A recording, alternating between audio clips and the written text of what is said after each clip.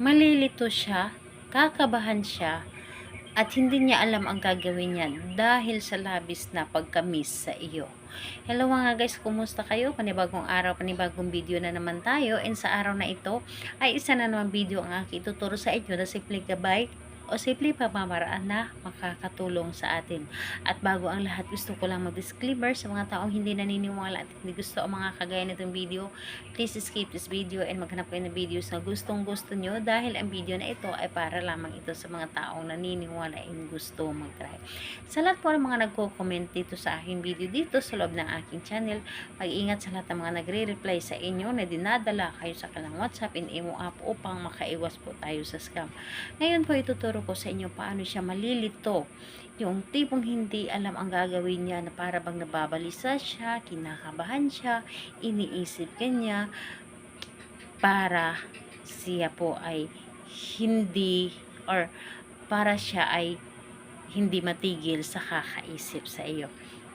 Ito ay pwedeng gawin sa parehas ang kasarian, babae ito babae, and lalaki ito lalaki. And syempre naman sa ating babae at lalaki na mag-partner. And pwede itong gawin kahit kayo ay magkalayo at magkalapit sa isa't isa. So kung magtatanong kayo kung ano ang ating gagamitin dito, sarili nyo lamang po. Wala kayong ibang gagamitin kundi sarili lamang ninyo.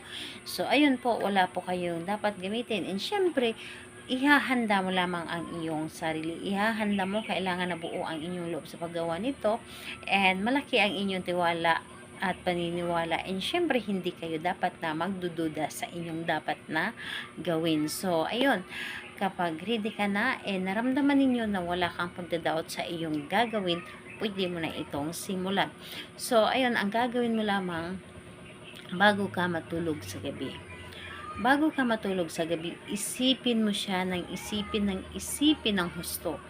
Yung tipong gaano mo siya kagusto na mabalisa, gaano mo siya gusto na kakabahan, yung hindi alam ang gagawin niya, dahil minsan ganyan tayo.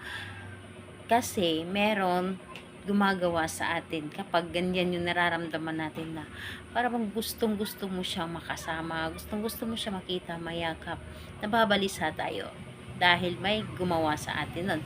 So ganyan din ang ating gagawin sa kanila. So ganito po, bago ka matulog sa gabi, yung nasa higaan ka na, kahit nakahiga ka, and pumikit ka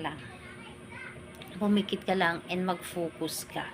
Mag-focus ka sa iyong sarili, sa iyong gagawin. So, ganito po ang inyong gagawin. Sambitin mo ng 11 times ang kanyang pangalan at apelyido at ang inyong nais. So, ganito po. Pangalan, apelyido ng inyong partner. Isunod ninyo po. Kakabahan ka. Hindi mo alam ang gagawin. Mababalisa ka.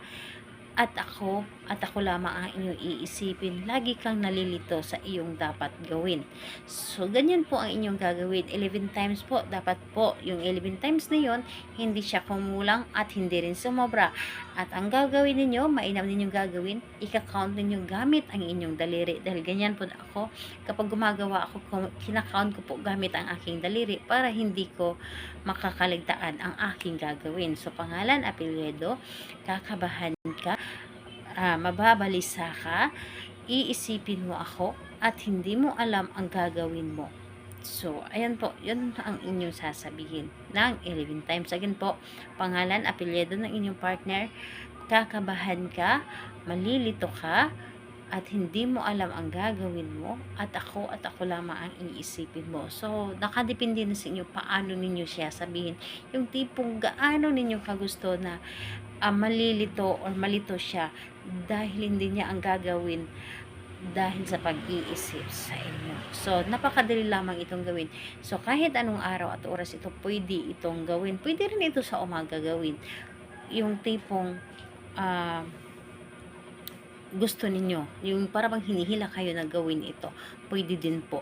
So, sa gabi kasi is optional lang ito, pero kasi kapag ako gumagawa kasi ng ritual para sa aking partner, is gabi ko ginagawa, dahil nararamdaman ko sa aking sarili na kapag gumagawa ako sa gabi, mas doon ang epekto, mabilis siyang umepekto, dahil tahimik ang paligid at mas mabilis tayong mapapakinggan ng universe.